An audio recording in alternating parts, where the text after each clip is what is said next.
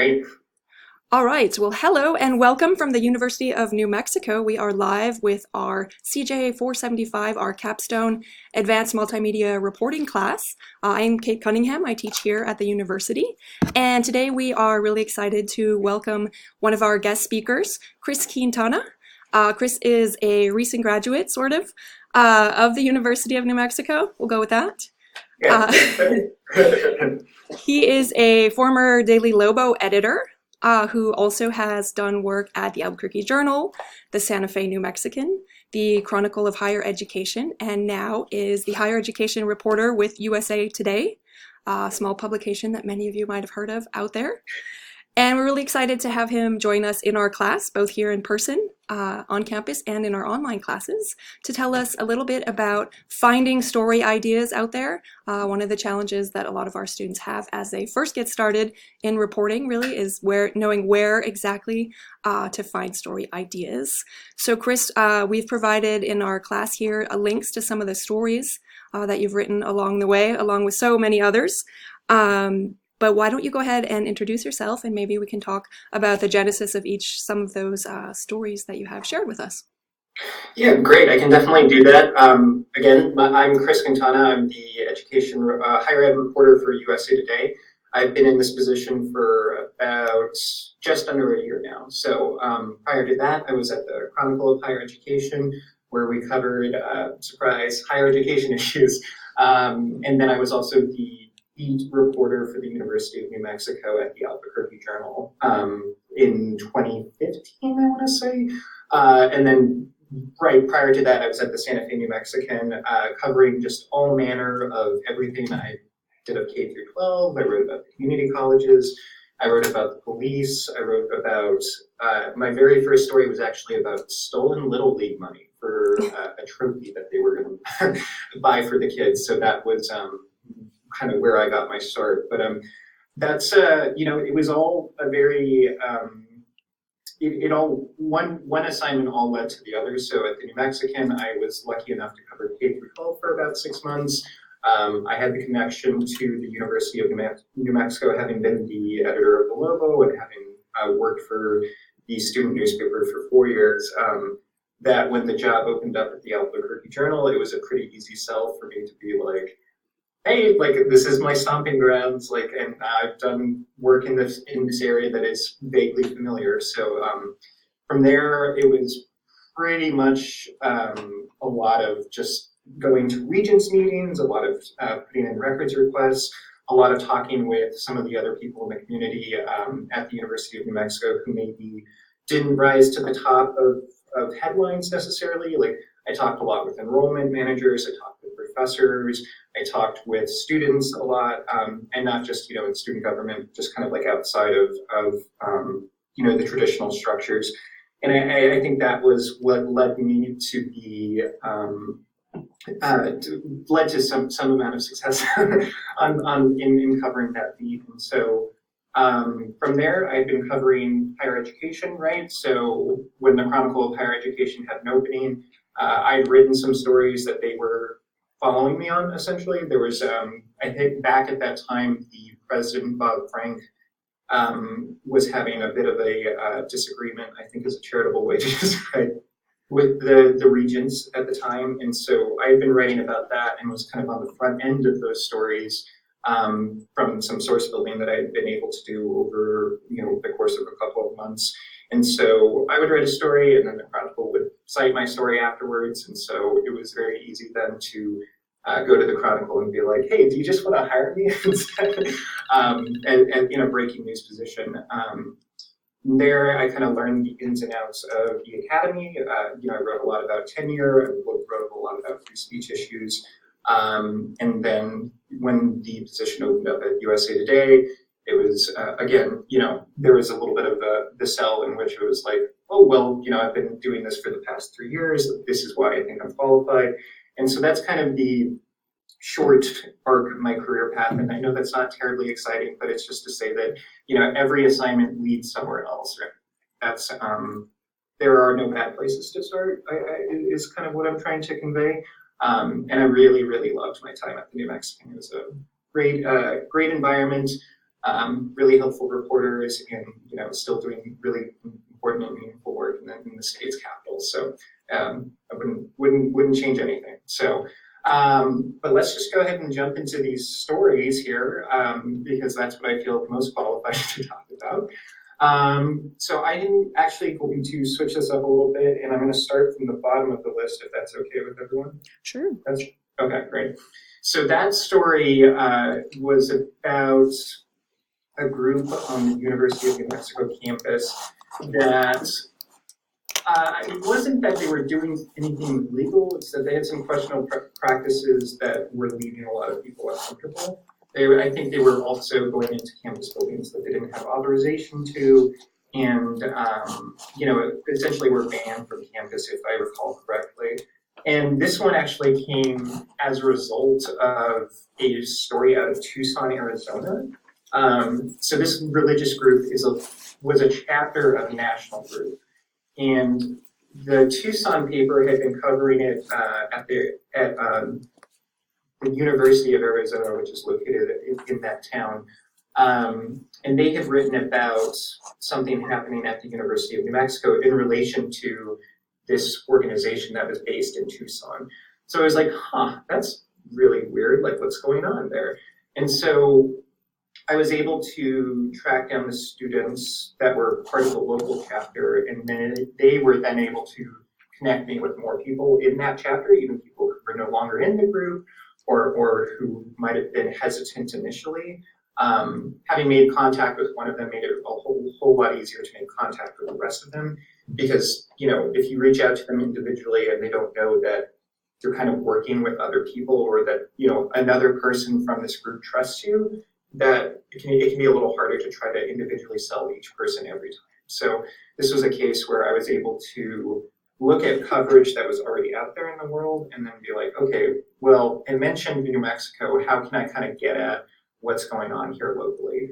And this one's actually funny. I remember having run into some of those pastors when I was actually at the University of New Mexico, where they remember seeing them around. They made their pitch to me one time, so it was a weird story that was strangely close to me in a way that I hadn't really anticipated. So so that's kind of where that one came about. So, and Chris, I think that had some document requests in it, that story?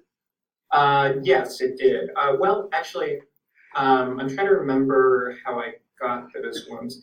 I think the first person that I reached out to actually had the documents, and then I was able to request more from there based on kind of the groundwork that you'd already done for me. A lot of that story was a thing that sometimes happens with these types of stories is you talk to a lot of people, but they don't end up making the final story, but you talk to them so you can kind of get a sense of what it was like and be able to describe it like accurately. So if there is something in there that seems like, oh, I wonder where the attribution is there, or what are we basing that on? It's, it is based on interviews, but sometimes you're not able to include people. Okay. Questions from the class on this particular story about the UNM and the ban? No? Okay, do you want to move on to the next story? Sure.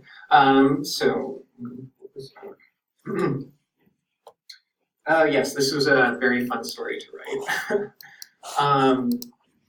So there was a thing that was really popular for a while. It was this student had retweeted, sorry, let me back up a little bit.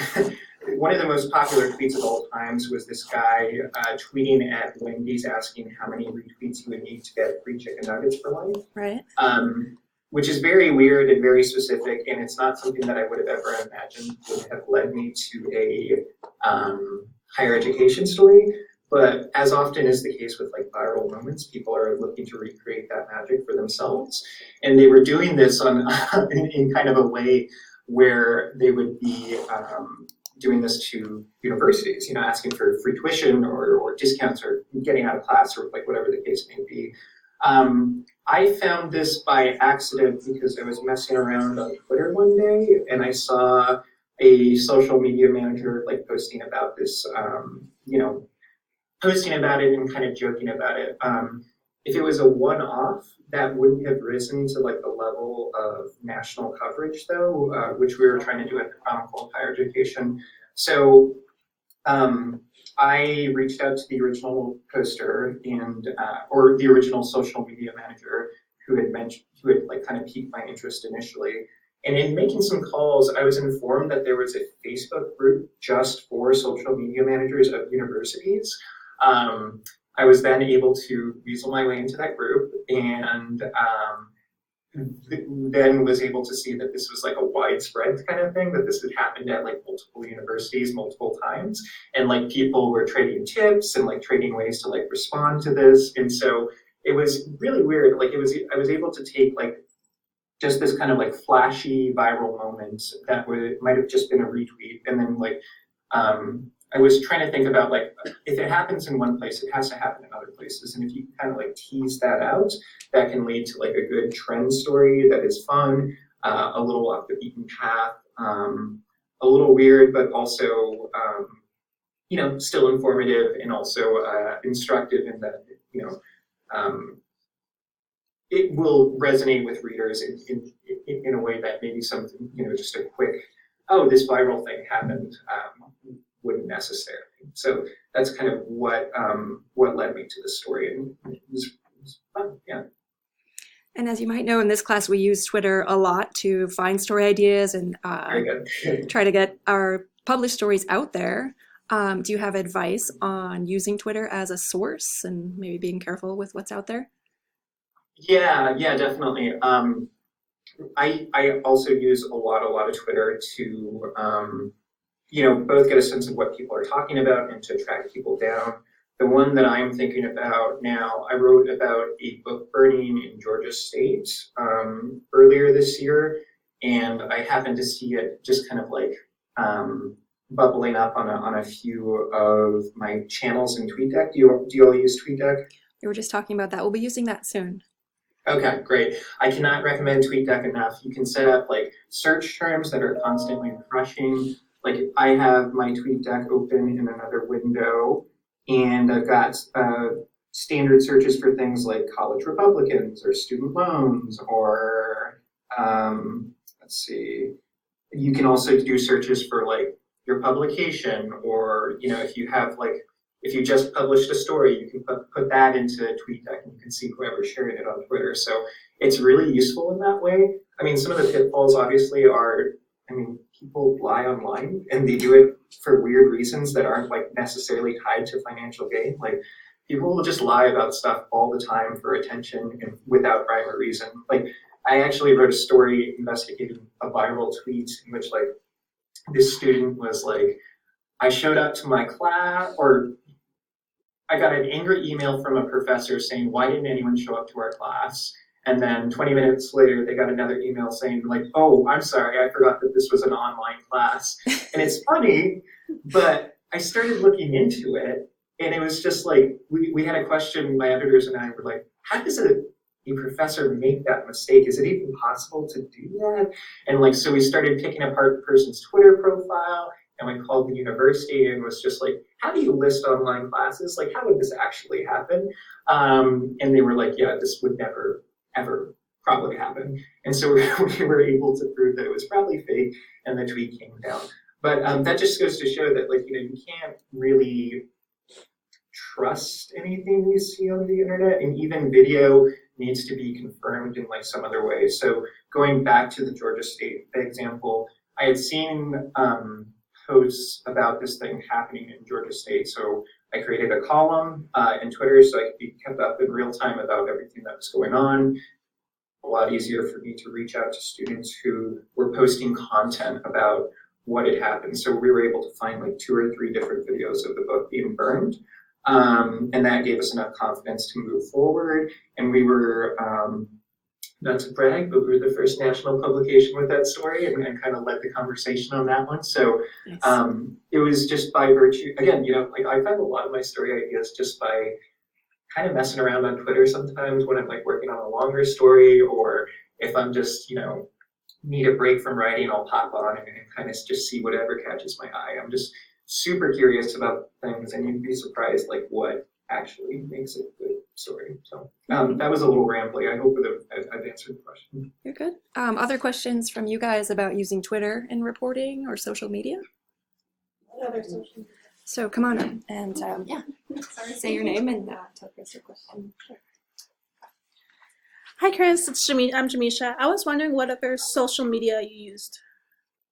Sorry? What other social media you used? So I use Facebook. I don't really post or promote my stories there because I found that my friends and family don't care. So I've decided I've kind of ceded that battle, but I have other friends who work for national publications that use it as a way to try to gin up traffic. I also use like Instagram personally, but like never. I don't use it as much professionally, but I do use it if I'm trying to find people who live in like a specific location because you can search by geotags, right? So that tends to be helpful. And you can also just kind of give a sense of what a person's personal life looks like in a way that they wouldn't necessarily share on Twitter. I also do LinkedIn because I'm old and boring. Everyone has to do LinkedIn at some point. And that is strangely a very good way to like contact people who are less familiar with the internet. So like assistant deans or like older, more professional people, like 40s, 50s, a lot of the time they won't respond to your emails if they're like on a work address because they're worried about someone seeing that they're talking to a reporter. But they will respond on LinkedIn. So those are kind of like the tools that I use to try to reach people. But Twitter is my biggest vice, and that's the one where a lot of journalists like Twitter because it's fast and kind of snappy, and it's not real life though. So that's what I try to remember. Yeah. Right. That's it. Yeah. Other questions about using social media and stories? Yeah. Go ahead, please.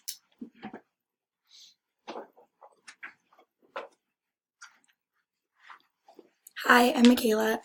It's kind of more of just like a comment to add on, but in one of my intro marketing classes I took a couple years ago, we kind of talked about the similar issue of like people asking for retweets and things like that. And our marketing teacher actually told us how to get free stuff off of Twitter, like what certain things you should say to companies and certain things you should ask for. Like say like I went to a restaurant and something was in my food and how I should market and be like, this happened, pay me to take this down.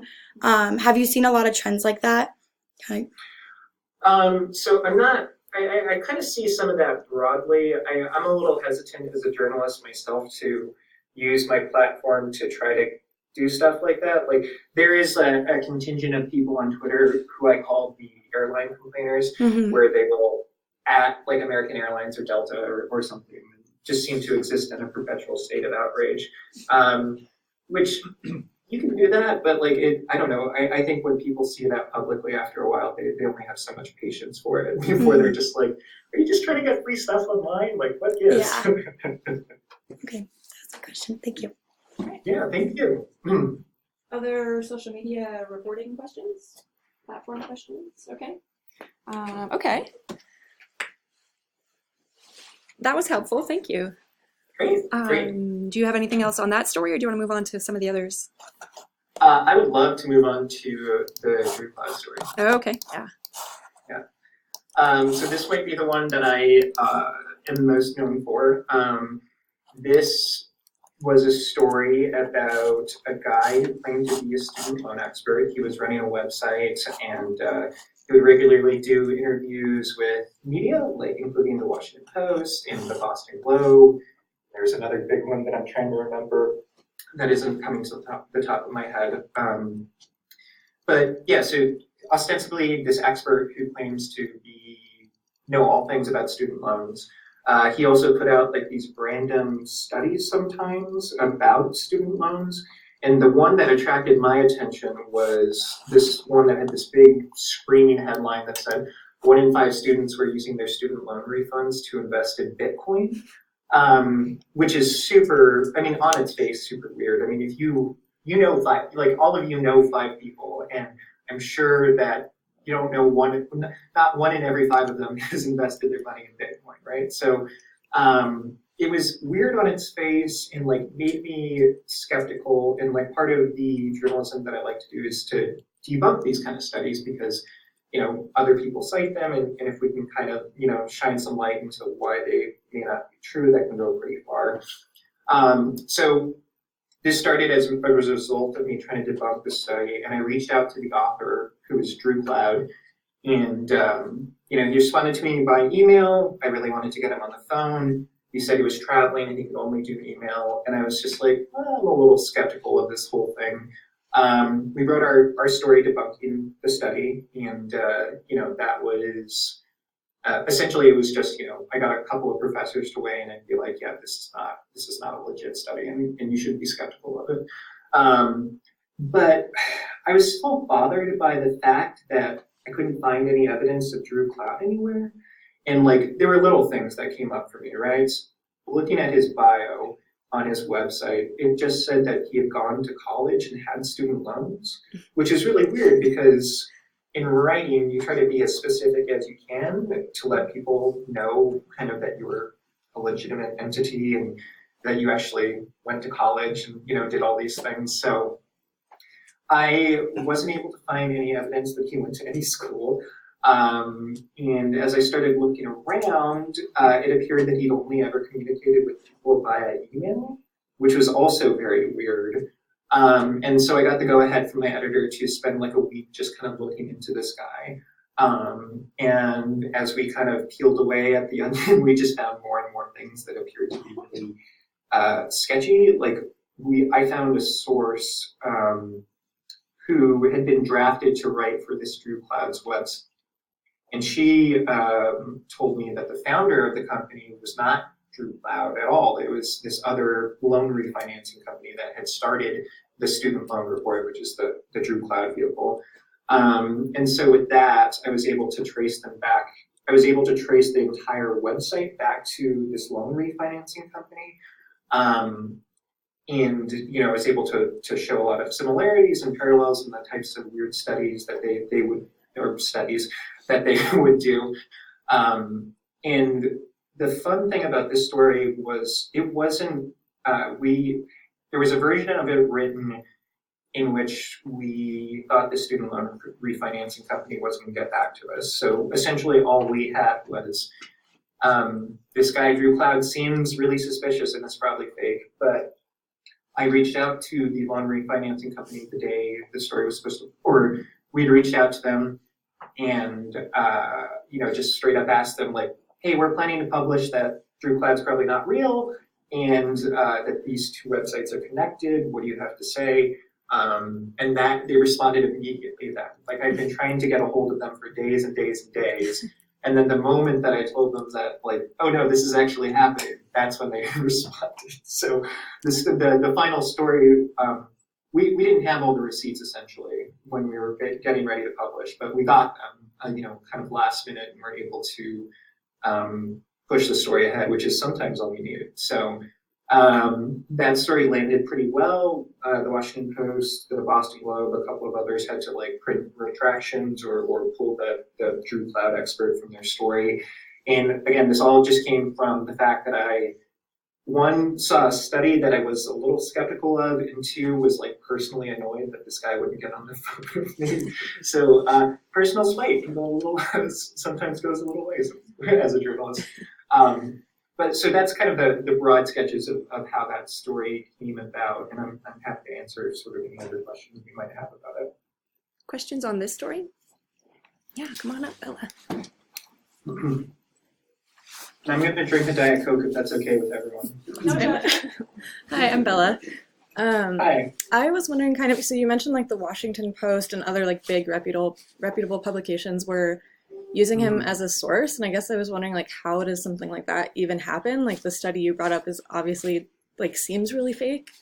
And I guess when we think about getting news out as quickly as possible and timeliness, all of that, do you think that kind of plays a role in people not kind of fact checking almost as much as maybe they should be? Yeah, I mean that's a big part of it, and you've honed in on one of the biggest problems is, so many people are pressed for time and writing on short deadlines that if you do see someone that claims to be an expert and it gets back to you right away by email, sometimes that may be enough for people to be well, I've got 3 other stories to do today. This guy seems knowledgeable. He's given me like a decent quote. I'm not going to spend a whole lot of time worrying about this, and I'm just going to kind of move on. Because I've written this story, I don't use sources like that anymore. Like, I'm super skeptical of everyone and everything, and if I can't find like some kind of digital footprint or something that indicates that the person exists outside of one place, like that they own, that makes me really suspicious. I mean, we live in an era where everyone's online in some way, shape, or form. So if they're not, it usually raises a lot of questions for me. Part of what this Drew Cloud guy did also is he would make pitches to people. So before I'd ever started writing about him, I had a couple of pitches in my inbox from him being like, hey, here's this crazy study that just came out, and I'm available to talk about it. Are you interested? So part of it, they were partially soliciting coverage and attention, right? So I think that's part of how it happens as well. And another part of it is like, people want big flashy headlines. Like there was a publication that, wrote up the 1 in 5 story and like led with that. And I'm sure it did pretty good traffic because it is kind of jaw dropping. And I remember looking at the tweets at the time where people were just kind of uncritically accepting that this was like a true thing. So I think sometimes there is an abdication of responsibility on the journalist's part because they just want something to be true, which is not to say that every journalist is like that, or that even a journalist who writes something semi-sensational one time does that all the time. It's just these are temptations in the field that I don't know will go away. Thank you. Yeah, thank you. Other questions on this? Using skepticism in your reporting? Stuff like that? For those participation points? Chris, on that, how do you think students can use the skepticism that you applied to this particular story to other sort of more mundane stories? I think it's if you just generally have a sense of skepticism about the reasons people give you, I think that goes pretty far. I mean, if someone says that they, I'm trying to think, if a university administrator says like, oh, we don't release the records because why? If you're skeptical of that claim, you can really like unpack why that might not be the case or why they might be saying that and it's convenient. Like the thing that comes to mind that affects a lot, that I remember running into a lot, was FERPA. Are you all familiar with that law? A lot of nodding. So a lot of universities seem to apply FERPA when it's easy to kind of withhold information there. So if you're like skeptical of a university administrator saying something like, oh, well, we can't tell you about this thing that happened because of FERPA, you might just ask like, okay, well, what specifically is violating FERPA? Or why is that the case? Or if you can pull in an outsider and be like, or, if you can find a FERPA expert to say like, well, you could make that argument, but I don't know that it really holds up. And here's another reason why you might, choose to do something different. You can also just be skeptical of like any claim in any study or even other news outlets. I think there's, when I was a younger journalist, I remember feeling as though I could never report on other things that people were reporting on, like there was some kind of weird omerta or kind of code of silence between journalists, and that's just not true. So if you see like a weird TV report or something like that there's certainly a lot of room to push back on that sort of thing. Mm-hmm. And how do you balance attributing a story that Channel 13 broke, right, with doing your own reporting? Yeah, I mean, so that's a challenge I still try to figure out. I think maybe I would address it. You always have to address it high, right? Otherwise, it just looks like you're stealing content, which is it's bad look. But then you can also, kind of tease apart why you're writing about it and give a reason for, like what kind of impact that their reporting might have had and like what actually happened as results. And I think that's the way that I would approach that situation. Okay. Great. Yeah. All right, what else here? Oh, one of my favorites, the Good. Funny things people do to get money here for school. Yeah, so this story actually came as a result of I was beaten on another story. It was out of Illinois. Part of the challenge of being a national education reporter is that news happens everywhere and it can be hard to keep up with it. So ProPublica had this great investigation that came out of the University of Illinois in which they found that parents were essentially giving up custody of their kids to lower their tuition bill. That was a great story. We would have loved to have had it. I wrote an aggregated version of the story essentially.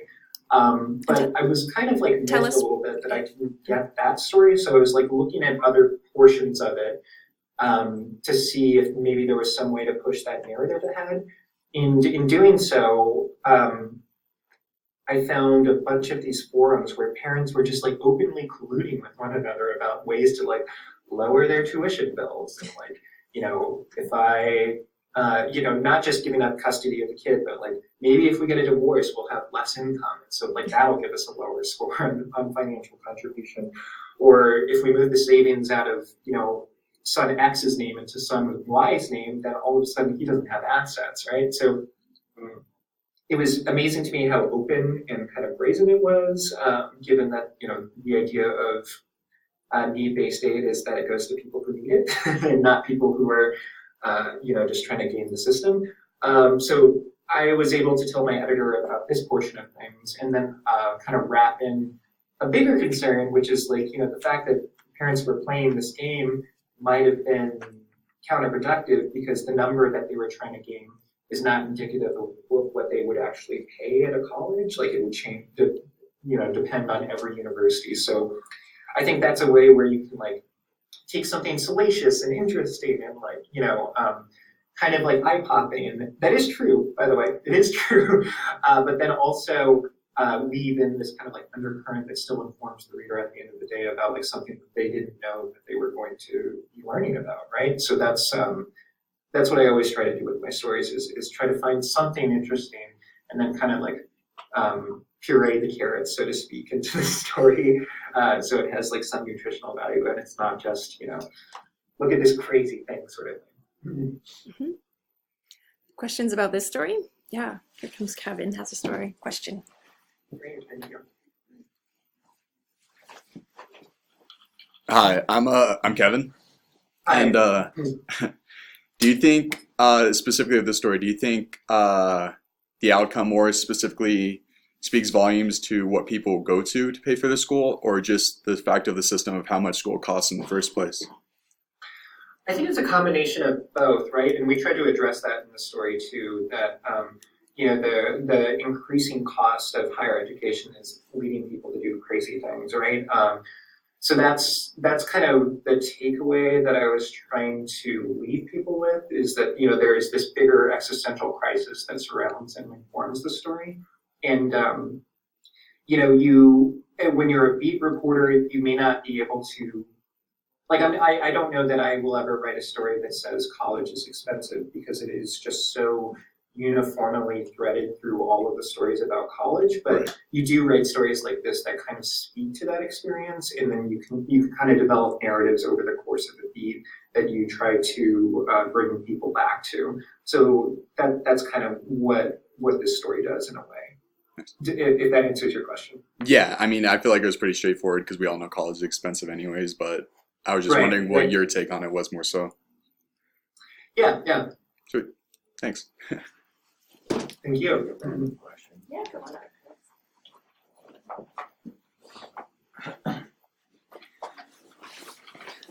Hi, my name is Bryce. This is a random question, not towards your story right here, but I was wondering, I've been in journalism for almost 2 years. I'm a general assignment reporter for KUNM Radio. Hey, congrats. Oh, thank you. But I wanted to ask you a question. I feel like sometimes reporting and journalism in general can be very discouraging and frustrating. And I wanted to ask you how you kind of overcome these humps and hurdles of being very frustrated and wanting to quit sometimes, because I have heard this from many journalists that they're like feeling very down in the dumps, and sometimes that happens, but other times they feel really glad to have their job. So I want to get your two cents about that. Yeah, it can be a challenging line to walk. I have a lot of friends who were journalists, but have sought out work in other fields because it was just either too stressful or it wasn't paying enough money or some combination thereof. So that's discouraging, and then also coupled with the fact that every single publication I've worked at has had layoffs. So it can be challenging to see the people who appear to be more experienced and have kind of more institutional knowledge be laid off around you. So that's hard. But I think what it comes down to is just kind of like what kind of personal satisfaction and public good you can bring from the job.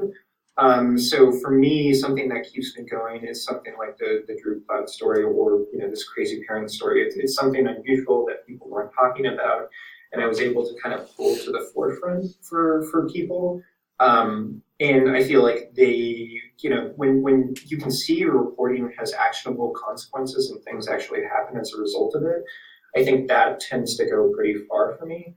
I remember when I was a reporter at the Santa Fe New Mexican, I'd gotten a tip from, I think it was the union. I don't remember exactly, but I'd gotten a tip from someone that one of the highest paid police officers was living rent free in a mobile home on like a city park. And I read that story, and within a couple of weeks, he was like moving out of that apartment. So, it could actually be used by someone.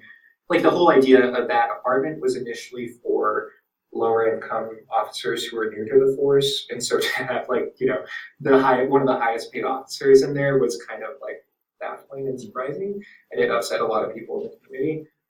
So it's that kind of thing that makes me want to stick with the field, although I definitely understand the reasons why people left. I mean, it's particularly in local journalism, it can be hard for young reporters. The pay is not great to start out with. Yeah.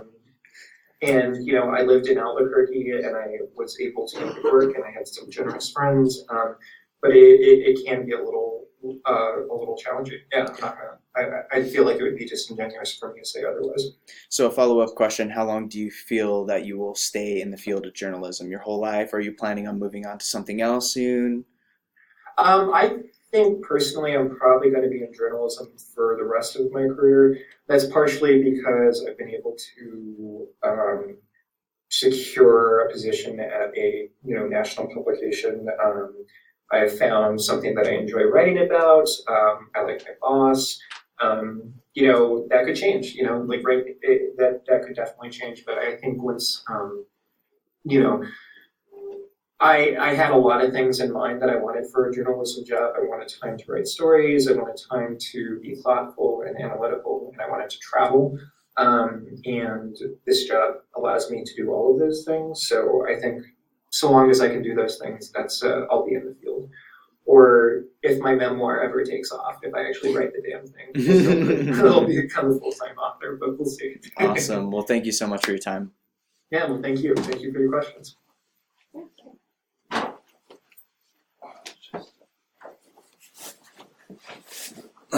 Hello, my name is Micah.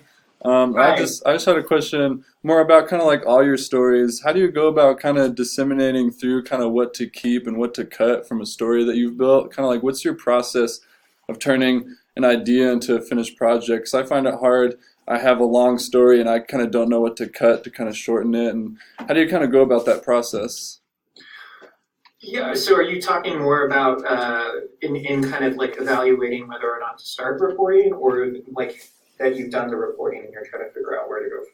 Yeah, just kind of like you have everything and you kind of write a story, but you just, because there's some things that you want to keep in the story to keep it whole, but there's other things that you probably should cut just to kind of shorten the story up a bit. How do you go about the process of kind of just, what you want to keep to kind of keep the meat of it, and other parts that you can probably kind of dump from a story?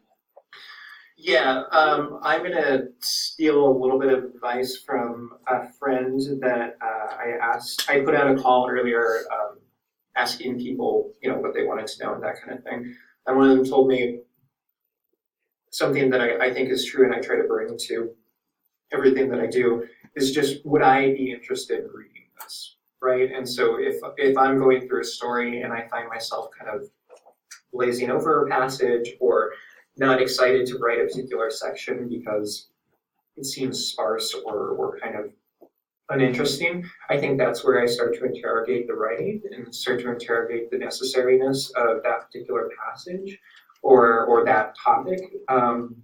And that's like trial and error, honestly. You may sometimes write something that you're really excited about and think is interesting, but then your editor will be like, well, I'm not sure kind of what value this brings to our audience, right? And part of that process is just kind of learning to speak your editor's language and learning like what they get excited about or what they don't get excited about and how you kind of like make a pitch to them to get them on board. So I feel like I have a pretty good relationship with my editor now, but that's because like we've talked a lot about stories and I pitched a lot of stories that she was like, well, that sounds interesting for like a trade publication where I had been, right? But that's not really going to work for like a national publication kind of thing. So it's kind of trial and error, and I think that the best way to figure it out is just by doing it over and over again. So I know that may not be terribly helpful, but I think that is kind of the way forward. Okay, thank you. Yeah, definitely.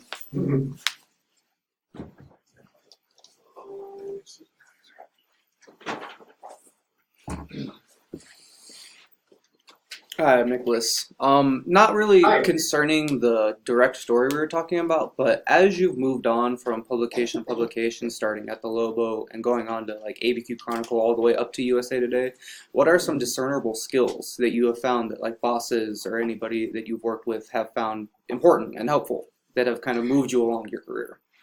Right. I mean, the tenets of journalism go pretty far, right? Like so. Being able to write quickly on deadline has always served me well. Being able to find unusual stories that other people don't have has really helped me out a lot. I think part of it too also is, and this isn't as satisfying because it involves less personal agency, but a big part of it is just like the timing of things. Like I was able to get the Albuquerque Journal job that I did because the position was open. It wasn't. I mean, part of it was my skill and kind of what I developed as a journalist. But a bigger part of it was just, there was an opening. And just because there isn't an opening doesn't speak to a person's skill level. Does that make sense? So, and it was the same kind of story at the Chronicle. Like, they just happened to have a position open, and I was able to, kind of parlay my way into from there. And I think the other thing that has served me well is being generally amenable to suggestions and ideas and criticisms from editors. People like someone who is going to work with them and try to help them get the story out. And so if you're kind of good-natured and willing to kind of take on any assignment, even the ones that you might question the usefulness of, if you do enough of them, you'll get enough space to actually do the ones you're excited about. And so I think just kind of yes-anding, to borrow like improv terms, is a really good way to approach it too.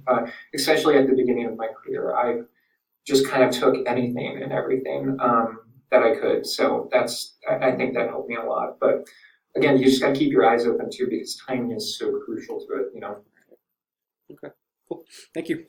Yeah, thank you. Hi, I'm Sevilla. I have a question kind of going back a couple stories just about Sure. being critical about sources and the information that you get from them. Have you ever had an experience where you were like, oh, I have this and it got published, but you found out later that something was wrong or there was information that was incorrect and you wish that you had looked into it more? And like how was that blame kind of dispersed? Was it solely on you or was it on your editor, or like how did that work? Yeah, so if you're a professional journalist, you're going to have corrections. Sometimes they are solely on you for misunderstanding something or just getting a fact wrong. Like I recently wrote that there were 9 Ivy League universities and there were only 8. So the best way to respond to like a simple error like that is always just to own it as soon as possible. If you can be the one to inform your editor that you've made the error, that goes a long way. I mean, no one's happy about a correction, but if you can handle it with a little bit of grace and humility and acceptance that you made an error, most people are generally accommodating or will, understand where it came from because, we're humans, we're fallible, that sort of thing happens. So to your point, I have gotten bad information from sources before, and from people that I have trusted, from like a police department or a university spokesperson, and so in those scenarios where I was given bad information, often it's that person who tells me like, oh, actually that's not, we erred in giving you this information. It should have been Y when it was in fact Z or something like that. In those cases, I try to, correct the story, and if it's a one-time thing, I'll be like, okay, that's fine. Everyone makes mistakes. If it's a pattern where I continue to get bad information from sources, I think that would lead me to a point where I would be skeptical of trusting them, or if they did tell me something, I would try to confirm it with someone else. We had like a PIO who was just notorious for giving us wrong spellings on names. So I would go back to like the jail log and just see how it was spelled often, just in case, I didn't want to be held culpable for something that wasn't my fault. So I think you might be alluding to the kind of reporter's responsibility in these errors, right? And I think a accommodating and reasonable editor will often understand that these mistakes do happen and that sometimes people aren't as reliable as we thought they might be. If it becomes a pattern, then I think the reporter is held more culpable. But again, it's going to depend on the editor, it's going to depend on the reporter, and it's going to kind of depend on the tact and the way that they handle themselves in kind of admitting mistakes. So I hope that answers your question. Yeah, cool. Thank you. Yeah.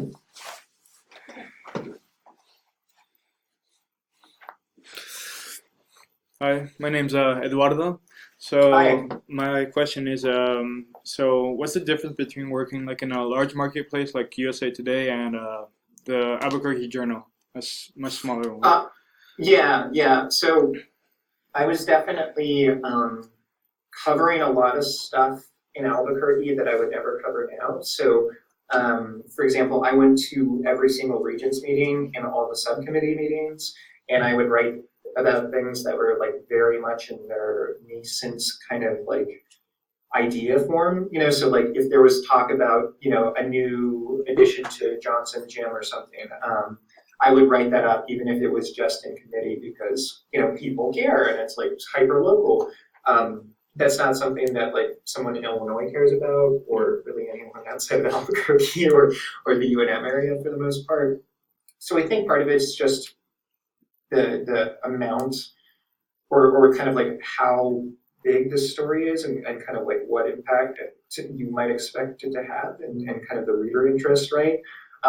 It's not to say we don't write about like hyper local things, right? Like the book burning example that I mentioned earlier, it was just at one campus in Georgia State, but because it was so extreme and so unusual, like that automatically becomes national news. So that's a case where I, as a local reporter, would have written that story, and I, as a national reporter, would still write it. So, and part of that challenge too is just that there is so much news. Like I use the example of trying to drink.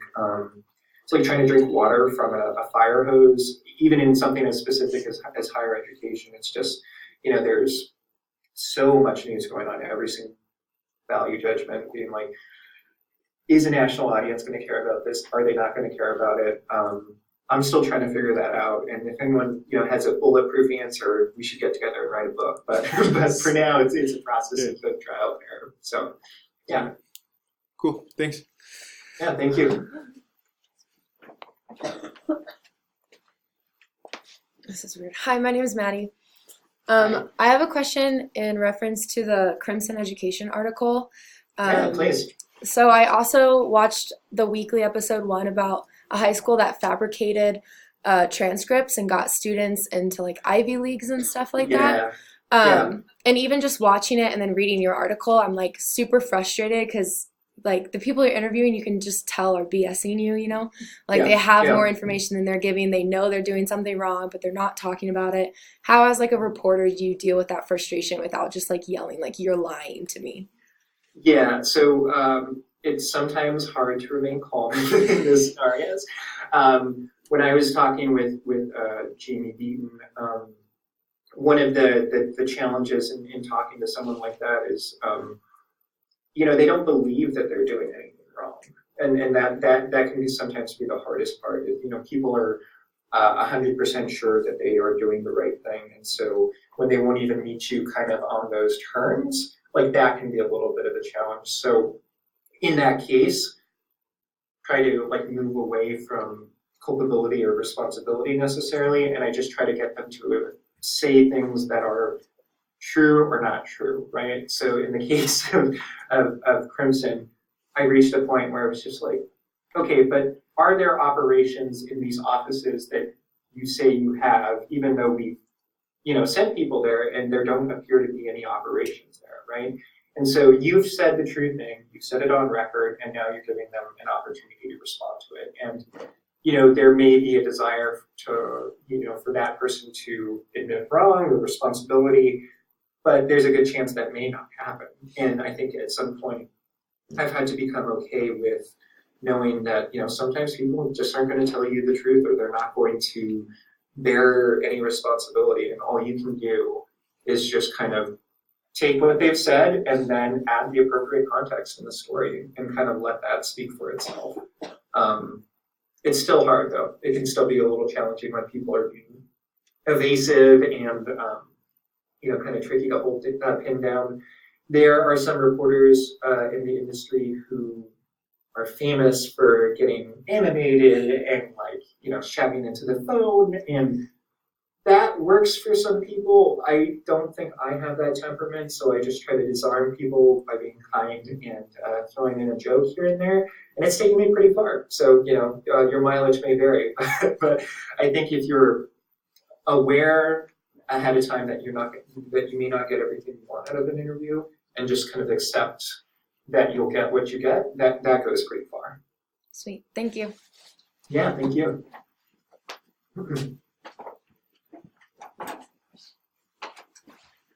Hi, my name is Bianca, and I wanted to ask you, I remember earlier you talked about how when you were with the journal and you would basically go around UNM campus and ask people about stuff to try to find a story. How exactly did you make that approach?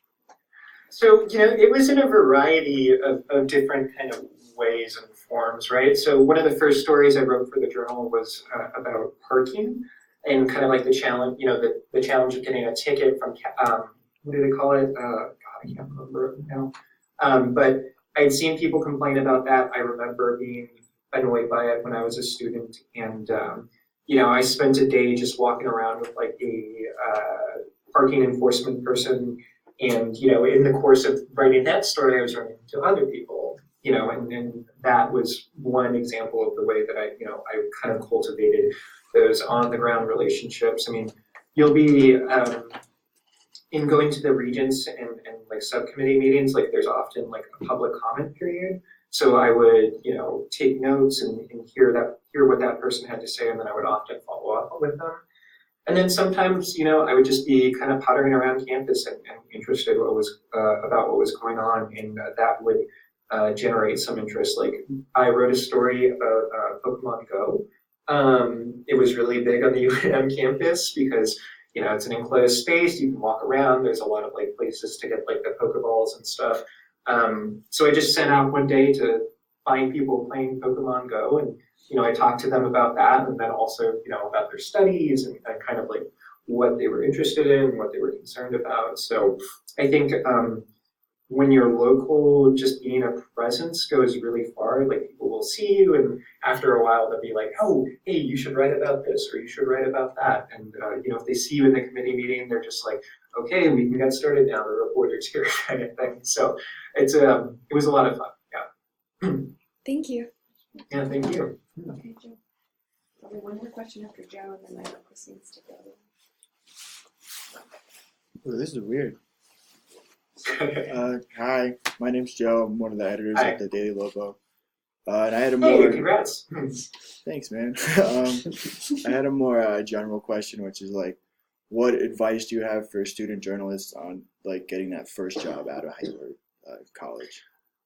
Yeah, so let me tell you about kind of my experience with it. I knew that I was going to need a job when I graduated, right? So I started looking while I was in school and letting people know that, you know, I was graduating at this time and I was looking to start at this time. I had 2 job offers when I graduated. I had a full-time reporting gig at the Socorro paper, which I think is called the El Defensor Chieftain. And then I also had an opportunity to take like a 10-month fellowship with the New Mexican, which seemed a little less secure because it was only for 10 months. But I was also, you know, was weighing the 2 benefits of, or the two factors that kind of weighted heavily for me were the New Mexican kind of had a little bit of a wider reach, and it was also in a city that I wanted to live in, and that was closer to my family.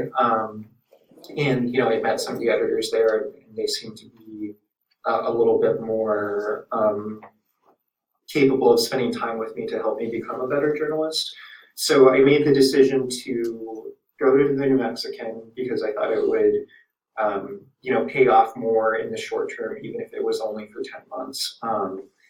And like that ended up paying off for me. I got an offer to work there full time, and I was very happy to do that. But I guess the point I'm trying to make is that, you know, you may have to kind of just take a random shot sometimes. Like the arc of a career is not necessarily always upwards, and it may not kind of progress as fast as you might think it will.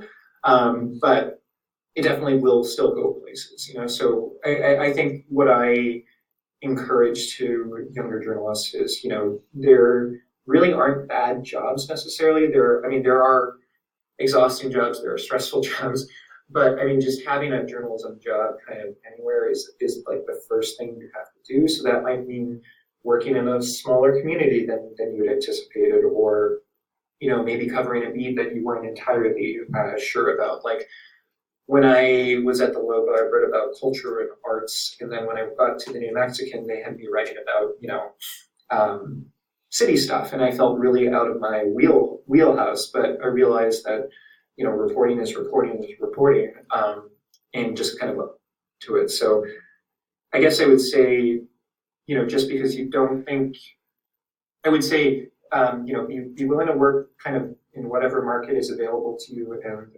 covering kind of whatever. I think that openness is the first part to establishing a long career of journalism. Cool, thank you. Yeah, thank you. Okay. Well, I know that you only had an hour available, so we want to respect your time. I'm sure you have myriad stories to be out on right now. But thank you, Chris. That was really helpful and interesting. And all of our students are following you on Twitter now, so we look forward to seeing more of your stories. Yeah, well, I wanted to say for following me on Twitter, I really appreciate that. And I also wanted to say that, you know, I love to help folks out. If you have any other questions or things you want to chat about, my DMs are open. I may not respond right away because a lot of people know my DMs are open, but I will definitely, you know, I have a fond place in my heart for the University of Mexico, seeing as I graduated from there, and the Daily Lobo and journalism for, you know, in the state more broadly. So I'm happy to help you all out however I can. Awesome. Well, we appreciate it. Thank you so much, Chris. Thank you very much. Have a good day. Okay, thank you.